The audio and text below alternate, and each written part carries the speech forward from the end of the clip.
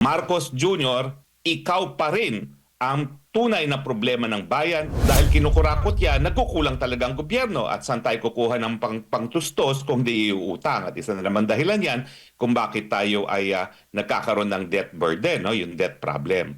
So sa akin, hindi mo mahihiwalay yung kakulangan, kapalpakan ng Marcos administration kasama na yung problema niya sa korupsyon doon sa katotohanan na bagamat napakalaki na epekto ng pagtaas ng putukan sa gitnang silangan, ang kadahilanan kung bakit ang gasolina ngayon sa Pilipinas ay pinakamataas sa buong Asya ay dahil na rin sa mga naging kasalanan at kapalpakan ng Marcos administration bago pa nagsimula ang putukan sa gitnang silangan.